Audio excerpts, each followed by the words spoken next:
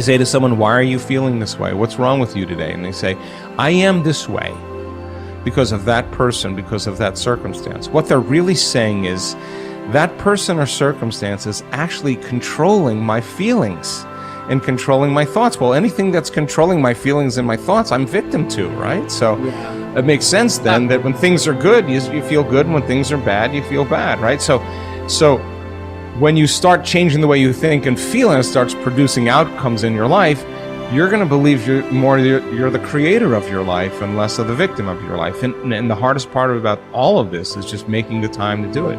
If you're not even peaceful, there is nothing in your life that you can do in a worthwhile way. To be peaceful essentially means this, that you're not messing your mind. To be peaceful means that your system is at ease. You know how to conduct your mind, you know how to conduct your emotions, your body and your energies. You are peaceful. If you change the picture in your mind, you change the chemistry, you change the fate. So I'll give an example. If I have a picture of love in my mind, the brain releases complementary chemistry, dopamine, pleasure, oxytocin, bond with your loved one, growth hormone, which does exactly what it says. It enhances your growth, and that's why when people fall in love, the chemistry of the brain going into the blood, the culture medium, enhances vitality. People glow when they fall in love. People are healthy when they fall in love. That's just not an accident, it's the chemistry of your culture medium. But now I say, but wait, what if I have a picture of fear? I go, oh, well, love chemistry doesn't come out when fear is in the picture. The brain releases stress hormones and factors that affect the immune system and growth of the system. And I go, oh my goodness. I say, why is it relevant?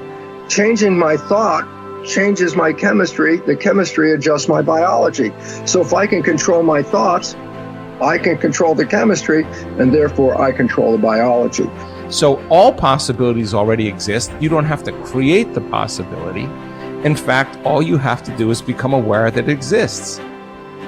The moment you do that, you're changing the thought and you're producing a different frequency. Now, if the person is astute enough to feel the frequency of the thought in the quantum and not wait for the experience to happen, but the thought of abundance would produce the feeling of abundance. Tell guilt, shame, the past, I've changed my mind. I'm not living condemned. Listening to the accusing voices, I'm forgiven, I'm redeemed, restored, my future is bright. Tell lack, struggle, not having enough, I've changed my mind. That is not my destiny. I will lend and not borrow. What I touch will prosper and succeed. Abundance, overflow, increase is coming my way. Train your mind. Train your mind not to focus on the problem and make it bigger, but focus on the solution to solve it. Stay positive, stay focused, and most importantly, stay strong. The way we've been using our thoughts are not necessarily productive. As a matter of fact, sometimes our investments of our thoughts are actually counterproductive because our thoughts create a reality that we then have to overcome. So basically it says that we must start to become aware of our thoughts. And why is this important? Because thoughts represent units of energy. Every time you have a thought, you use energy. Why this becomes relevant is, if I give you a checkbook for your bank account, you don't go down the street and just write checks to people like, oh, hey, you're a nice looking guy, here's 10 bucks for you, and oh, here, little girl, go out and buy yourself a little car, here's $1,000 for you. And you don't give away your money. Why? Because giving away your money is giving away your life. So basically, you become very frugal when you have a checkbook in your hand. Now what I'm trying to tell you is this. You have an energy budget in your body. The energy is what keeps you alive. When you start using energy and writing checks where you get no return from your energy, then it's exactly the same as writing checks out of your bank checkbook and giving away your cash. So why this becomes important is the biology of belief reveals how our thoughts create our reality. And if you start investing in thoughts that are counterproductive, thoughts like fear, or what am I going to do, and how am I going to escape this problem, or how's this going to go wrong, and all these other kinds of thoughts that are negative kinds of thoughts, then realize this. You are actually not just using your energy for having these thoughts, But these thoughts are also what come into your reality. What you focus on with your thoughts, your brain will manifest as reality. William James from Harvard said, believe and your belief will create the fact. All things are possible if you believe. Well, you know, I studied for a long time. I started to study this book, Think and Grow Rich. And he talks about belief in here. He says, you're not ready for what you want until you believe you can get it. I found that the only two sources of reference we could go to find out anything about ourselves is science and religion. They all say you've got to believe. So I got figured out, how do you believe? How do you change a belief? Interesting subject, because I'm going to tell you something. Your results are nothing but the manifestation of your belief system. Well, our belief system, now listen carefully, is based upon our evaluation of something. And frequently when we reevaluate a situation, our belief about that situation will change. Let me repeat that. Our belief system is based upon our evaluation of something. Frequently, if we reevaluate a situation, our belief about it will change. I began reevaluating who I was. I started to study. I never stopped studying. And I found as I reevaluated, I had a much higher opinion of myself. I found out things about me that I would have never believed if you had told me. The power that's locked up within us, the marvelous system we've got. Do you know the blood circulates through your veins every 33 seconds, through hundreds of miles of passageway? Bang, just like that, clears all the food in and all the garbage out. Stop and think of the central nervous system. It's the most complex electrical system in the world. And you've got it.